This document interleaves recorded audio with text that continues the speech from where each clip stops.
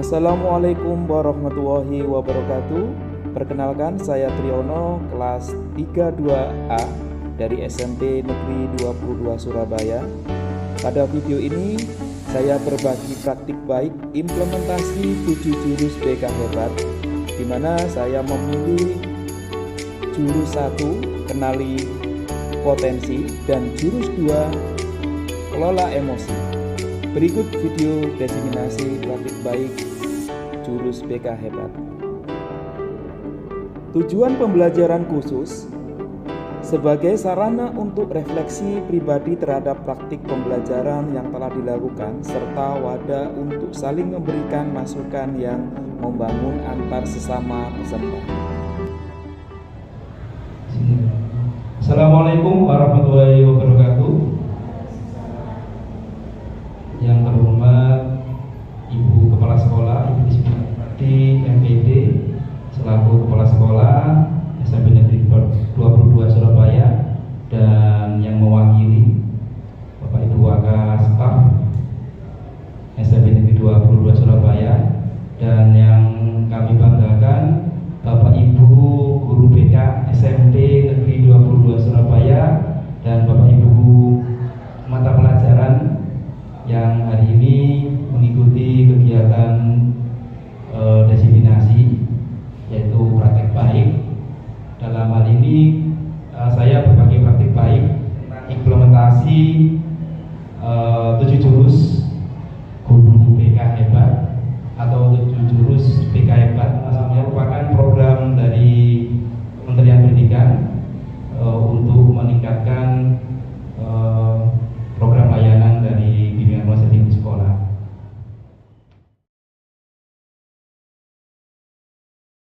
Ini ada 7 jurus, yaitu yang pertama kenali potensi, yang kedua kelola emosi, tumbuhkan resiliensi, jaga konsistensi dan jalin koneksi. Kemudian untuk aspek sistem ini ada jurus ke-6, yaitu bangun kolaborasi, yang ke-7 menata situasi.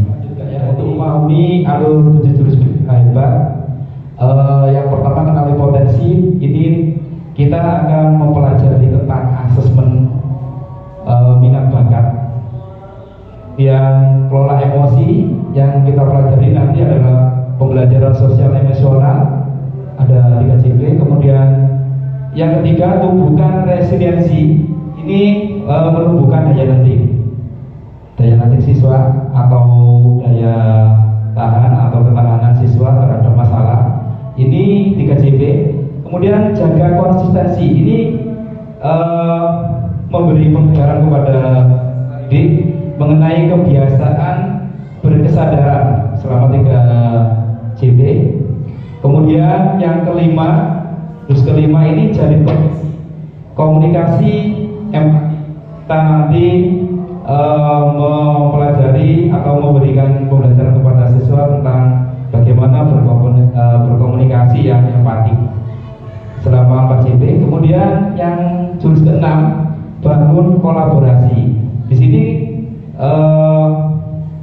untuk sistem ya, ini kita memberikan pembelajaran kepada semua meliputi sekolah, bagaimana kerjasama multi pihak, jadi kerjasama keseluruhan warga sekolah. Kemudian yang ke-7, menata situasi, memberikan pengajaran tentang bagaimana menjaga lingkungan belajar yang aman, nyaman, dan mengembirakan. 2 aspek ini 2 JP Bapak Ibu.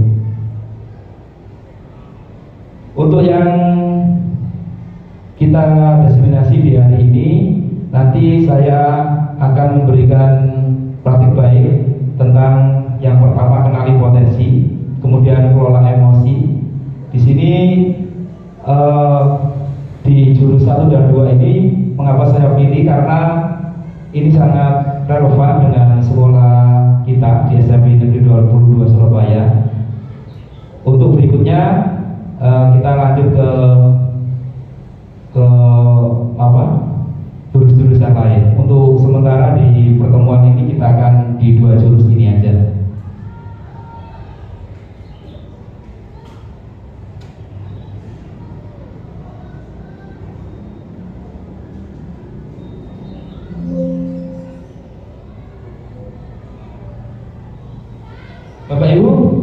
ekspresikan wajah Bapak Ibu sekarang. Bapak Ibu wajahnya yang mana ini kira-kira? Wajahnya lagi suntuk ya. Mohon maaf ini walaupun kondisi sudah hampir sore nih Bapak Ibu ya, tapi wajahnya masih ceria, tetap senyum. Bapak Ibu kira-kira yang A, B, C atau D atau E? Ya, saya lihat langsung senyum kalau ditanya kan, berarti ini banyak yang atas ini, banyak yang A atau B ya. Kalau yang C ini mungkin lagi mikirin ini mungkin. Ini kok tanggal muda tapi serasa tanggal tua ya. Nah, mungkin nggak ada yang E ya, nggak ada yang ngantuk. Kalau ngantuk mungkin ya mungkin butuh tidur nanti ya setelah pulang aja. Baik, Bapak Ibu, kita kalau ngantuk kita refleksi dulu ya, berdiri semua. Nah, refleksi dulu, kita menggerakkan, diikuti di depan Bapak Ibu ya. Nanti ini merupakan lagu 7 Jurus Merdeka Hebat.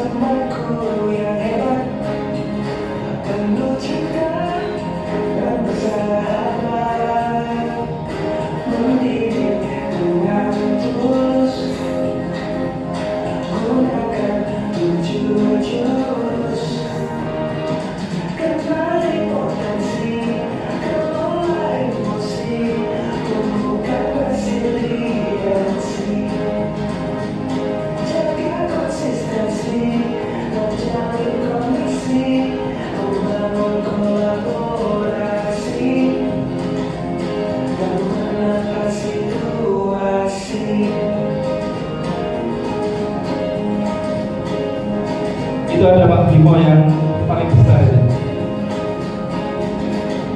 nggak kelihatan.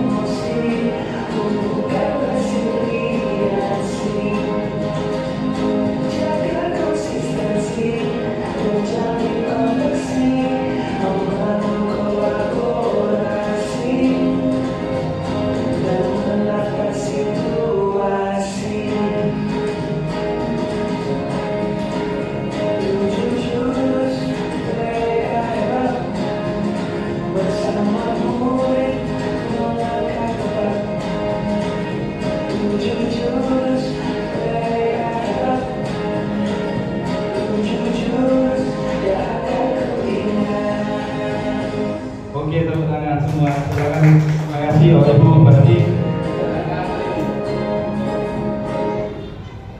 sudah nggak ngantuk nih Bapak Ibu. Ya. Sekarang kita bahas ke filosofi maskot dari 7 jurus ini Bapak Ibu ya. Bentuk tetesan air, kemudian ini melambangkan kelembutan kok dapat membentuk, menyembuhkan. Kemudian sar silat ini mengandung ketenangan, mengalir lembut, emosi. Bagian silat merepresentasikan pendekatan 7 jurus BK yang damai. Kemudian wajah lembut, berekspresi tenang, ramah, dan penuh. Ini maskotnya. Tadi ada beberapa gambar di sini, ada 7. Ini menggambarkan dari lambang dari 7 jurus BK tadi. Isu dan tantangan bimbingan soli ini pemahaman yang belum utuh tentang BK. Kebanyakan di sekolah-sekolah itu peran BK masih dianggap sebagai penanganan hanya murid yang bermasalah. Kemudian padahal peran BK ini mencakupkan pencegahan, kemudian pengembangan dan kuratif. Kemudian tantangan kesejahteraan psikologis murid semakin kompleks. Kemudian kompetensi guru dalam berimannya BK belum merata, dan peran guru BK sebagai pembimbing dan pendamping murid ini menurut Permendikbud 11 tahun 2025 tentang pemenuhan kerja guru. Itu tentang isu tantangan dari guru BK. Inilah menganggap peran bimbingan konseling di sekolah itu semakin krusial Bapak Ibu ya. Bahkan menjadi salah satu program prioritas Kementerian Pendidikan Dasar dan Menengah Republik Indonesia. Guru BK bukan lagi sebagai polisi sekolah. Kan dulu dianggap BK itu polisi sekolah yang sebagai pelengkap administrasi sekolah, kemudian memberikan hukuman kepada murid. Tapi di sini BK atau guru BK itu menjadi arsitek jiwa yang mendampingi, yang menginspirasi dan memberdaya setiap murid. Melihat celah ini, Kementerian Pendidikan kita mengambil langkah strategis ya, mengoptimalkan potensi yang ada, yaitu melakukan penguatan kapasitas guru BK dan non BK, mencakup guru kelas, guru mata pelajaran, agar mereka memiliki keterampilan bimbingan konseling dasar. Ini keunikan keterkaitan dari guru BK.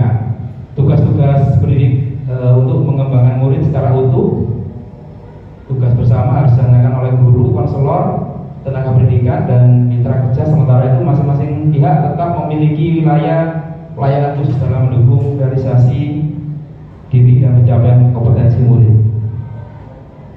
Mengapa jurus BK hebat? Nah, ini salah satu yang menjadi tujuan dari adanya program 7 jurus BK hebat ini, yaitu bahan materi ajar pelatihan yang akan diberikan kepada guru kelas, guru mata pelajaran, dan guru bimbingan konseling sebagai upaya peningkatan kompetensi guru agar dapat membimbing kepribadian, akademik, dan karir murid mencapai tumbuh kembang yang maksimal. Jadi tidak hanya guru BK yang diberikan pemahaman tentang 7 jurus BK hebat ini.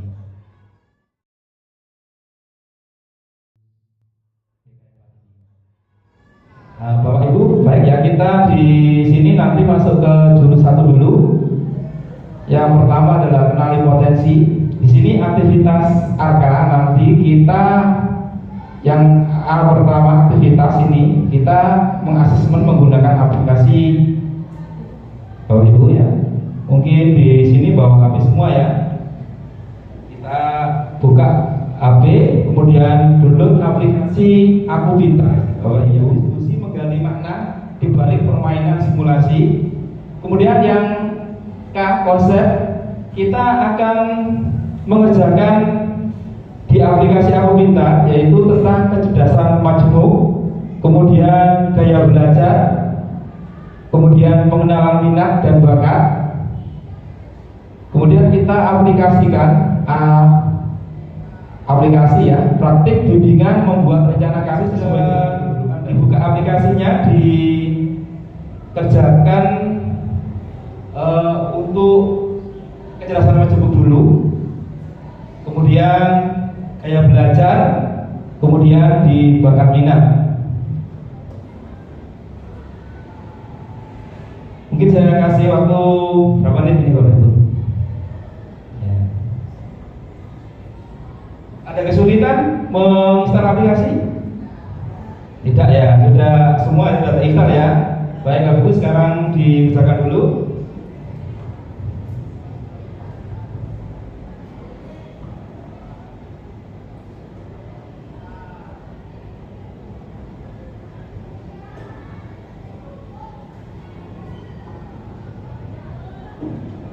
Baik, sudah mengerjakan 3 asesmen tadi ya Bapak Ibu ya, kerjasama majemuk, gaya belajar, dan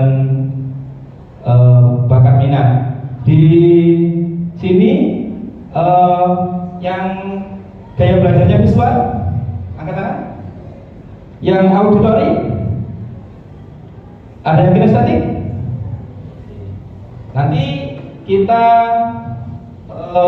saling ini ya, berdiskusi dengan teman di sampingnya aja, apa yang menjadi kesamaan dari gaya belajarnya, kemudian kita sama jemuknya, saling berkomunikasi, nanti saling memberikan pemahaman tiap gaya belajarnya, kemudian apa yang menjadi kecenderungan dari kecerdasan majemuknya, kemudian bakat minatnya apa. Kita simulasikan di sini dengan hasil yang sudah Bapak Ibu guru hasilkan dari aplikasi Aku Pintar, itu nanti memiliki hasil, ada yang serupa, ada yang ada perbedaan, nanti didiskusikan. Yang sama-sama gaya visualnya saling berkomunikasi. Di situ nanti ditemukan beberapa hal yang mungkin dirasa ada kesamaan. Oh, visual gaya belajarnya itu ternyata harus begini caranya, tidak bisa fokus jika tidak menggunakan sumber media visual, video atau hal yang berupa gambar visual. Jadi itu contoh persamaan dari apa yang dihasilkan dari gaya belajar tadi.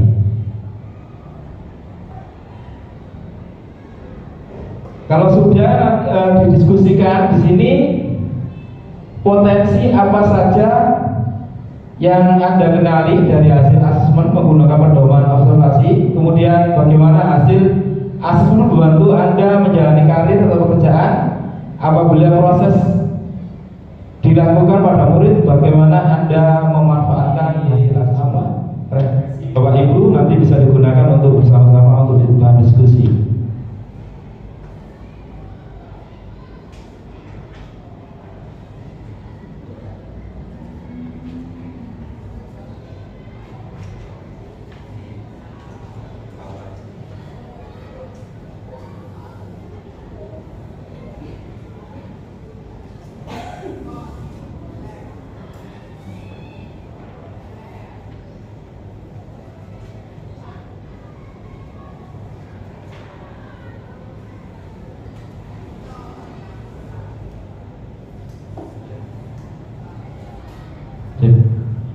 Baik Bapak Ibu, silakan menggali makna diskusi bersama kelompok yang sudah dibentuk, mungkin dua-dua tadi teman di sampingnya. Jika sudah, mungkin Bu Puput sama Bu Evi, monggo di depan sini.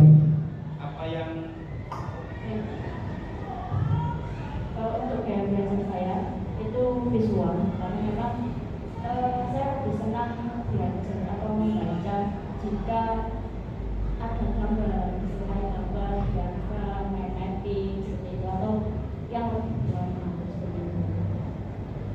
Kalau dari diskusi tadi Bu Yenti, bagaimana? Ada kesamaan atau perbedaan? Kebetulan saya juga ada belajar visual. Visual ya.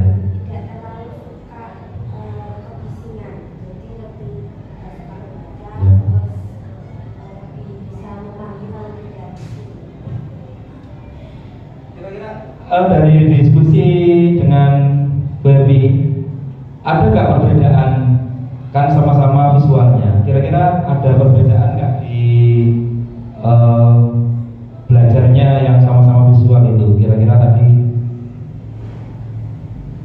Bu Baby berbeda di apa mungkin dengan Bu Puput gitu? Mungkin lebih ke seperti ini ya, kalau Bu Baby itu membaca, sama-sama membacanya kita. Cuma kalau Bu Baby tulisan saja, Bu Baby bisa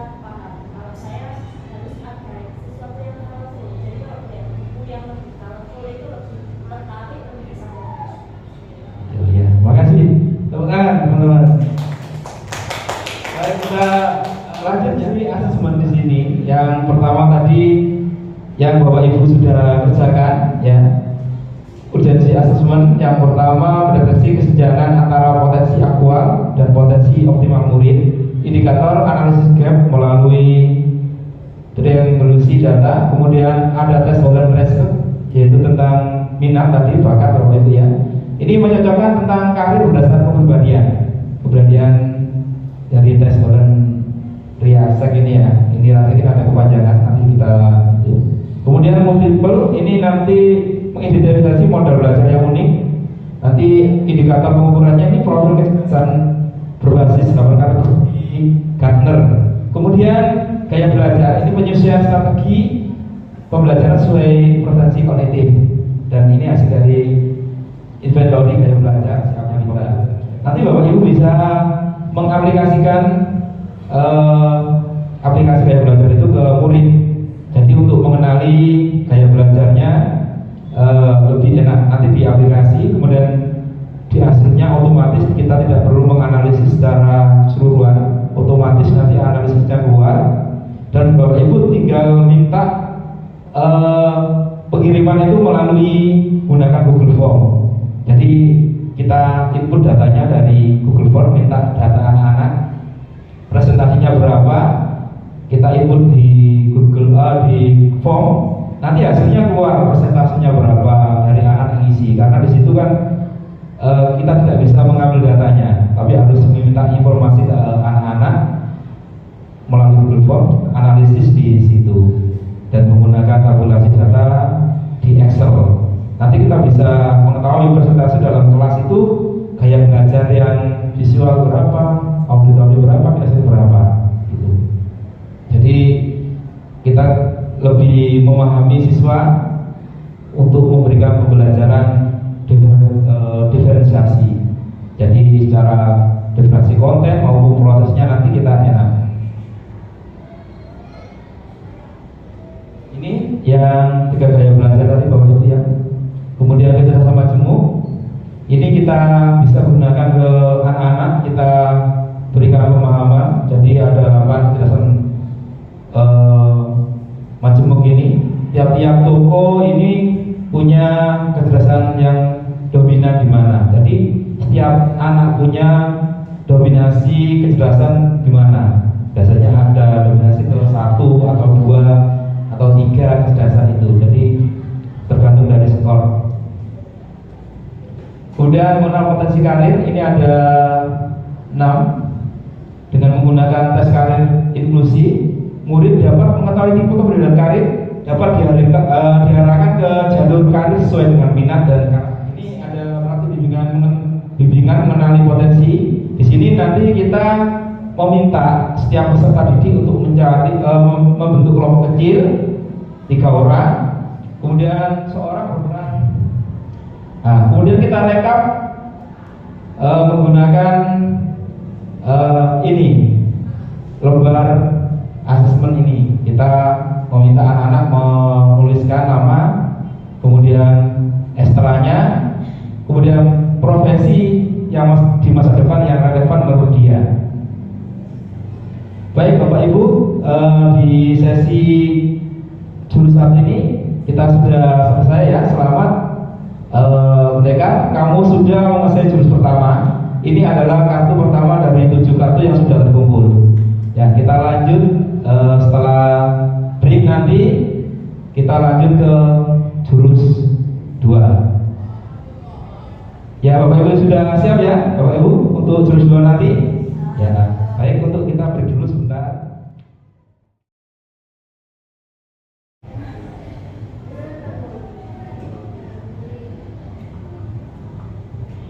Baik Bapak Ibu, ini jurus kedua. Assalamualaikum warahmatullahi wabarakatuh. Gimana kabarnya semua? Baik. Ya, baik, alhamdulillah sehat. Semangat ya. Nah, kalau kurang semangat, kasih permainan ini. Ya. Gimana kalau kita bermain tepuk cinta? Nah, karena di sini ada Bu Cinta, jadi tepuknya tepuk cinta. Kalau saya ngomong tepuk cinta, cinta kecil, kecil, cinta sedang, cinta besar, cinta kamu. Nah. Oke, kita lanjut ya. Semangat ya. Tepuk cinta. Cinta kecil, cinta sedang, cinta besar, cinta kamu. Terima kasih. Ya, ini kita masuk ke jurus 2 Bapak Ibu. Ini lebih menantang untuk pendekar yang masuk ke aktivitasnya adalah kertas emosi.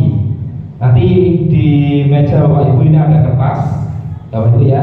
Kemudian kita akan refleksi, diskusi menggali makna di balik permainan atau simulasi ini. Kemudian konsepnya nanti kita bahas tentang konsep sel, yaitu 5 kompetensi sel.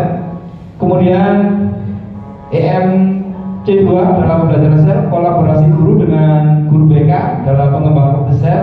Di sini kan ada guru BK, ada guru matematika, ada guru bahasa Jawa, bahasa Indonesia, ya.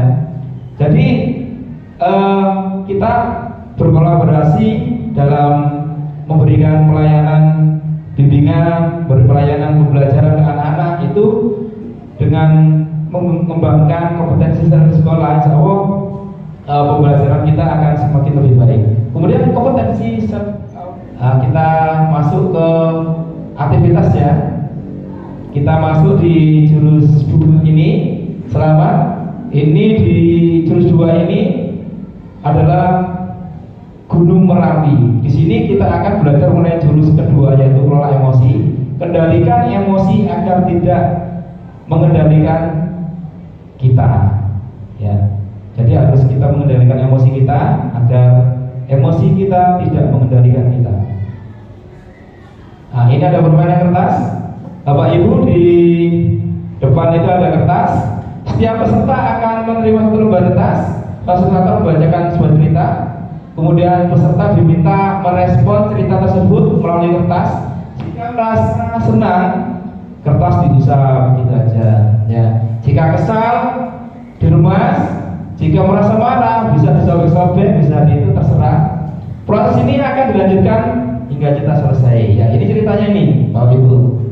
Pagi itu, jadi nanti saya ceritakan, Bapak Ibu, kalau dilus boleh di remas-remas, boleh dirobek, boleh. Kalau marah dirobek boleh, nggak apa-apa, diremas nggak apa-apa.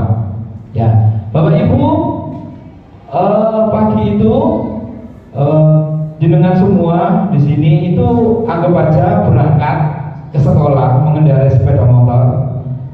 Bahan ajar yang sudah disiapkan rapi, ya, digantung di motor. Namun beberapa meter sebelum sampai sekolah, motor mendadak mogok karena kehabisan bensin, atau mungkin gara-gara berpalit oplosan ya Pak Ibu ya. Dengan susah payah Bapak Ibu mendorong motor hingga sampai ke sekolah. Nah, kira-kira dilus apa di itu ya. Sampailah Bapak Ibu di kelas. Ini ceritanya wis mari dorong ya, nyampe kelas, murid datang tepat waktu ya. Namun belum sempat suasana stabil, Andi masuk terlambat. Ia hanya menunggu sampai berkata, "Maaf Bu, saya telat." Nah. Yang ketiga, kemudian pelajaran pun dimulai. Namun saat akan menggunakan bahan ajar sudah disiapkan, Bapak Ibu guru tersadar bahwa bahan ajar tersebut tidak ada. Waduh, bahan ajarnya nggak ono. Dicari kesana kemari, tetap ditemukan. Dengan terpaksa Bapak Ibu guru melanjutkan mengasih adanya. Bayangan aktivitas pengajaran seru seketika buyar. Di tengah pelajaran, saat Bapak Ibu mengajar, Andi terlihat tidak memberikan perhatian. Dia menunduk bahunya saat didekati, ternyata Andi sedang terlelap tidur.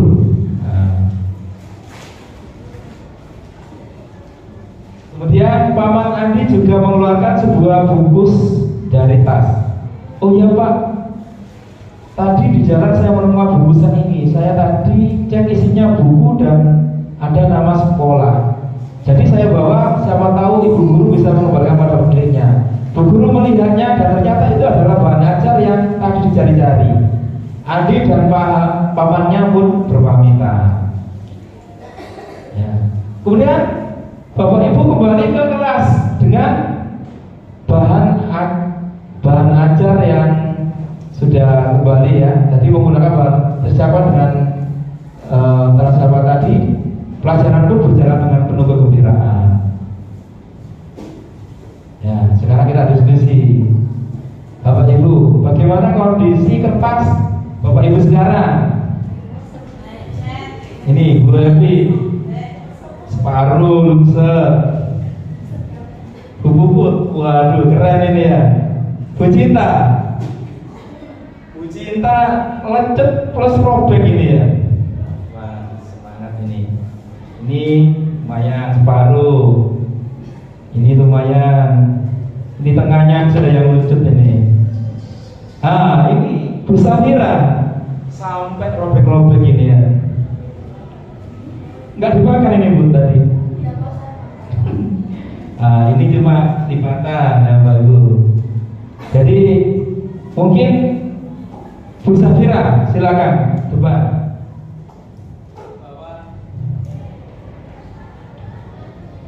Mengapa Ibu tadi dari cerita yang disampaikan tadi sampai kertasnya kucel plus robek-robek ini? Silakan diceritakan. Iya, ini ceritanya gurunya saya ya Pak. Saya di sini posisinya lagi PMS, tahu kan ya Bapak Ibu.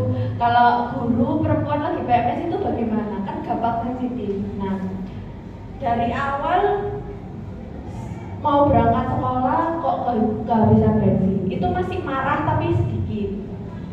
Kemudian sampai tadi di kelas Andi terlambat, itu marah sedang. Kemudian udah Andi terlambat, dia tidak merespon tidak memperhatikan. Marah sangat, kayak merasa tidak dihargai, apalagi PMS kan Pak. Terima kasih, sebentar masih saja.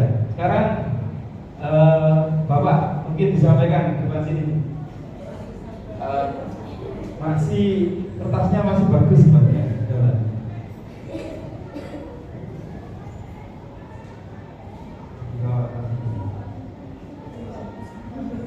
Iya Pak. Iya. Yang pertama kan itu sepedanya kan bisa bensin. Iya. Ya, kalau ke bensin ya mungkin bisa langsung.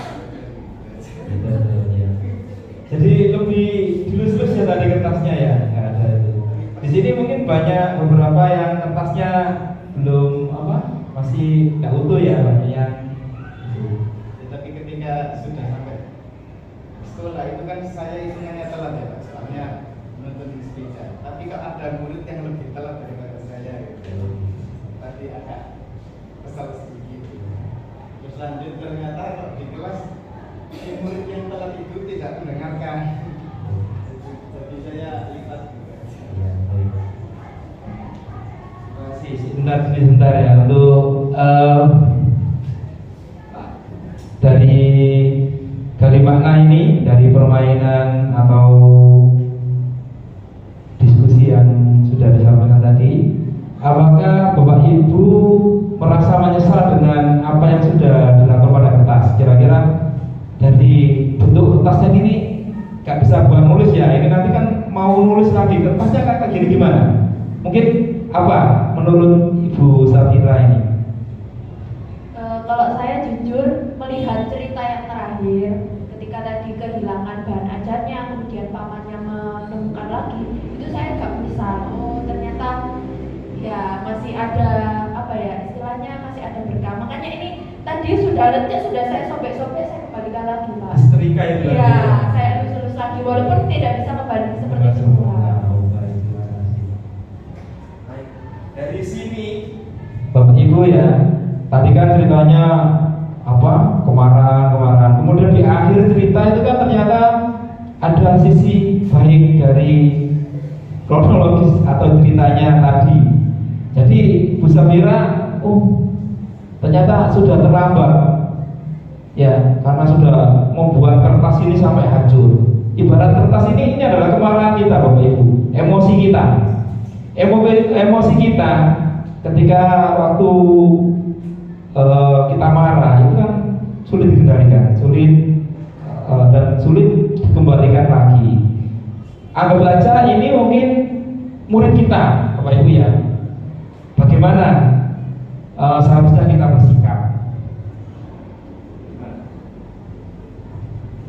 Ya, seharusnya sebagai seorang guru dari awal kita lebih bisa melihat kondisi dan situasi.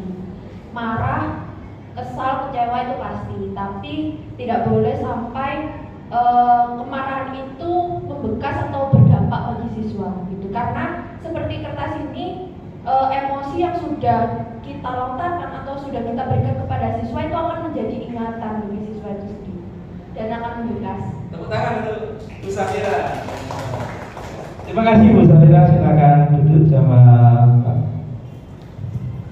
Baik Bapak Ibu, itu tadi sedikit refleksi ya Bapak Ibu ya, bahwa emosi kita itu membawa dampak bagi orang lain. Seperti kertas yang Bapak Ibu tadi ya. Makanya kalau kita sabar, kita lus-lus kertasnya dan kita aman, tidak. Ternyata ketika ada sisi baik dari orang tersebut dan kita kan menyesal. Oh ternyata anaknya terlambat tadi menemukan barang kita yang jatuh. Nah, mencari siapa yang kehilangan bungkusan tadi ya. Jadi ada setiap orang itu ada sisi negatif dan sisi positifnya. Tapi ketika kita menghadapi situasi tersebut kita harus selalu berbaik. Baik, nanti kita di sini membahas tentang CASEL ya. Ini kolaboratif for academic, social and emotional learning ya. Ini nanti di pembahasan kita ya. Kemudian pembelajaran sosial emosional ini tentang menyadari diri, mengelola diri, mengambil keputusan, bertanggung jawab. Kemudian terampil berrelasi, peduli sosial. Di sini pembelajaran sosial emosional ini lebih menekankan pada bagaimana kemampuan dari kita untuk memahami emosi, pemikiran, nilai-nilai yang berlaku dalam berbagai situasi. Jadi tiap situasi berbeda dan sebagainya, itu bagaimana kita bisa menyikapinya. Kemudian kita nanti juga memberikan pembelajaran di anak-anak bagaimana menekankan elemen EMC2 ini ya, berdasarkan UNESCO, yaitu tentang critical inquiry, mindfulness atau berpikir penuh ya, kemudian empati dan compassion. Nah di sini empati, kemudian mindfulness, compassion dan critical inquiry. Dalam empati ini banyak cara atau perilaku. Empati secara kognitif ya, kemudian secara emosional, empati secara perilaku, kemudian mindfulness ini ada kita fokus, kemudian berpikir positif. Intinya ketika kita mengerjakan sesuatu atau dalam suatu tempat, kita harus berpikir penuh di situ, hadir di tempat itu. Kemudian compassion ini kita harus memiliki nilai sensitif, kemudian simpati, empati, kemudian critical inquiry ini kita harus pandai mengobservasi lingkungan kita, kemudian menganalisis, kemudian mengevaluasi, menginterpretasi dan mengevaluasi ya, kemudian kita melakukan inferensi. Kemudian dalam pembahasan lanjutan itu nanti kita mengenal peta emosi. Jadi ada happy, di sini juga ada happy ya. Kemudian excited ya, tender, scared, angry, kemudian sad ya. Ini adalah mengenal peta emosi atau bisa dikatakan roda emosi begitu ya. Ini yang lebih seru kalau nanti kita dibacakan, kita lagi di pertemuan lanjutan kita bahas lebih dalam. Nah, ini yang penting Bapak Ibu, mengenali peta emosi, kenali dan kendali. Ya, di dalam otak manusia itu ada neokortex, limbik, dan reptil. Mungkin di sini saya gambarkan dari 3 jenis otak yang menguasai diri kita ini. Nah, ini kita gambarkan. Neokortex ini adalah pawang. Ya, kita harus mengenali otak kita, karena dengan mengenali kita bisa menjadi pengendali. Ya, ibarat tangan ini adalah pikiran kita, Bapak Ibu. Pikiran kita.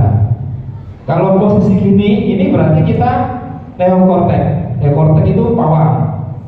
Pada mode ini kita berpikir tenang, logis, penuh pertimbangan. Ya, jika pawang kehilangan kendali, lepas, nah maka akan hidup yang 2 jenis otak lainnya, yaitu ini bunglon atau limbik. Ya, bunglon ini mengambil alih kendali. Kalau tadi neokortex kan gini, kalau lepas, nah ini ya masih tersimpan ini satu. Kalau bunglon mengambil alih, perasaan akan mengambil alih kendali. Jika bunglon hilang, bunglonnya hilang, nah maka dinosaurus atau reptilian brain ini akan bereaksi. Ya, ini kan tadi bunglon ya, pikiran atau feel, perasaan ya. Nah, ini reaksinya kalau kita lepas dinonya yang itu. Maka dinosaurus ini yang pegang kendali, reptilian brain. Ini modelnya tempur, kabur ya. Jika mode ini aktif, bunglon atau empati dan pawang atau logika itu otomatis mati. Kita gambarkan bunglon tadi itu empati, perasaan kita, ikut merasakan apa yang dirasakan orang lain atau empati positif kita ya. Kemudian pawang itu adalah logika, pikiran kita, itu otomatis mati kalau kita terbuka. Makanya tadi kita kan reaktif ya, reaktif itu kayak gini, kayak tangan terbuka. Tapi kalau kita gini, nah kita akan menguasainya. Nah ini Bapak Ibu, bunglon ketemu bunglon ya, orang yang senang berkata kasar, adu mulut ya. Ini yang saya contohkan di YouTube hasilnya, adu mulut antara guru dan murid, sama-sama dino ya, sama-sama dinonya. Hasilnya ya di video ini seru sekali, cuma saya belum bisa buka di sini. Kita di pertemuan berikutnya ya. Nah ini pawang vs dinosaurus. Si anak kecil dino ya, yang kakaknya ini pawangnya. Jadi dia tenang gitu, menyampaikan itu. Jadi pawangnya. Jadi kalau pawang lawan dino, insya Allah aman ya. Jadi respon ya kita untuk memilih tindakan. Kita nanti belajar teknik jeda, stop ya. Kalau kita merasa emosi, kita jeda, stop gitu. Kita katakan dalam hati kita stop. Kalau kita sudah emosi memuncak, tenangkan, ambil nafas dalam-dalam, kemudian kita jeda, kita pikirkan hal-hal yang positif atau hal-hal yang mungkin bisa membuat mood kita lebih baik lagi. Kemudian kita baru bisa melakukan tindakan. Kebanyakan kan kita reaktif. Reaktif itu langsung ibarat sumbu pendek. Kita dipanasi dikit langsung meledak. Nah, ini nanti emosi respon tindakan ya. Ini adalah sumbu pendek Bapak Ibu ya. Kalau emosi jeda, respon tindakan ini panjang kan. Kalau sumbu pendek dikasih reaksi dikit langsung respon. Di lono konjone jelek balas langsung, nah itu cepat. Tapi kalau dia jelek, oh iya, tapi dia lebih jelek sih gitu. Nah, masih ada jeleknya gitu ya. Ada jeda ya. Nah, kemudian itu salah satu contoh kita akan menerapkan roda pilihan tadi Bapak lihat. Sekarang kita akan roda pilihan. Roda pilihan ini dari gambar ini nanti kita belajar tentang teknik stop ini. Ada pilihan dengan menggunakan pesan, kemudian pertemuan keluarga atau melangkah ya, jalan, mengambil jalan pintas atau kemudian ini dengan win-win solution, kemudian ini membantu saling ini kita menggunakan teknik hitungan 10. Kalau kita lagi marah, waduh, emosi dihitung 1, 2, 3, 4 baru bertindak, hitung 10 itu bisa meredam. Atau dengan teknik stop. Nah tadi stop, jangan sampai bereaksi gitu. Ada juga dengan menggunakan pesan ya, menulis di WA, tapi jangan digunakan status, tulis di kertas, ditulis aku benci guru sama diremas, kertasnya dibuang di sampah. Itu sudah bisa meredam emosi. Itu salah satu contohnya, Pak Ibu. Atau bertemu dengan keluarga. Nah, ini relationship ya, untuk kemampuan bergaul, atau ini ada rumusnya P plus R per O. Nah, P ini adalah respon, kemudian R adalah ability, kemudian O responsibility. Nah, jika saya merasa ya ini titik, saat kamu jelaskan perilaku yang benar, kemudian saya berharap. Nah, ini contohnya, saya merasa kesal saat kamu menyerobot mainan saya. Saya berharap kamu bisa antri dengan tertib sesuai urutan giliran. Nah, ini dengan menggunakan rumus ini, orang yang berpikir realistis ya, kemudian ada sering menerapkan prinsip jeda, itu berhitung. Kalau saya ini dan ini, hasilnya ini. Kalau min 3 tambah 3 sama dengan min 6. Min 3 plus 5 sama dengan 2. Respon ya, respon kita itu, kalau respon kita negatif, kemudian ability kita juga negatif, itu hasilnya negatif.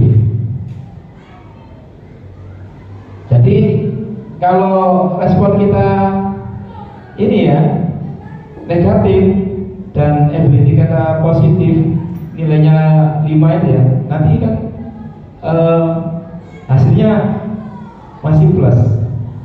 Jadi ada nilai plus tersendiri. Ini untuk hubungan. Sekarang Bapak Ibu nanti bisa merancang kelas bernuansa sel. Jadi Bapak Ibu membuat kelompok terdiri dari 6 orang, kemudian kelompok diberi misi untuk membuat beberapa media sel untuk membangun suasana kelas bernuansa sel.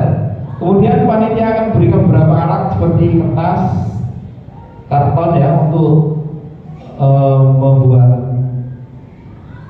semacam mading ya, kemudian spidol, gunting, salatuk dan sebagainya. Ini kemudian memberikan beberapa tugas kepada masing-masing kelompok. Yang pertama, membuat tata cuaca emosi, membuat roda pilihan, membuat emosi tracker, menampilkan drama penggunaan roda, menampilkan drama simulasi, dan menerapkan jurus dinosaurus di kepala. Nanti mungkin diterapkan di kelas nih Bapak Ibu nih. Ya. Baik, alhamdulillah kita selesai di jurus 2 ini Bapak Ibu ya. Selamat Bapak Ibu sudah menguasai jurus kedua. Perjalanan masih panjang. Selamat melanjutkan petualangan di sesi berikutnya. Nah, di sini nanti untuk diseminasi berikutnya Bapak Ibu ya, kita ke jurus-jurus berikutnya. Jadi ada kapasitas atau dukungan dari sekolah, nanti termasuk bagaimana kapasitas Bapak Ibu mendampingi murid ya. Nanti ada asesmen, melatih daya lentik, pembelajaran emosional, kebiasaan anak hebat ya. Kemudian keterampilan empatik. Di sini asesmen itu mengenal menu kompetensi sesuai dengan 7 kebiasaan hebat ya, 7 kebiasaan anak hebat ya. Jadi daya lentik ini ada resiliensi, emosional, regulasi emosi, kebiasaan anak hebat. Nah, ini memiliki habit disiplin positif. Kemudian keterampilan empatik. Nah, ini memiliki koneksi. Ya, Bapak Ibu. Baik. Dari sini terima kasih Bapak Ibu sudah meluangkan waktu. Mohon maaf. Terima kasih atas perhatian dan semoga kita bisa menjadi Bapak Ibu guru yang bisa memberikan pelayanan pembelajaran yang lebih baik di SMP Negeri 22 Surabaya ini. Semoga kita semua diberikan kekuatan, kesehatan dan kelimpahan rezeki Bapak Ibu ya. Terima kasih Bapak Ibu, masih semangat ya. Baik, sebelum kita mengakhiri, saya ucapkan mohon maaf yang sebesar-besarnya dan terima kasih atas partisipasi Bapak Ibu. Assalamualaikum warahmatullahi wabarakatuh.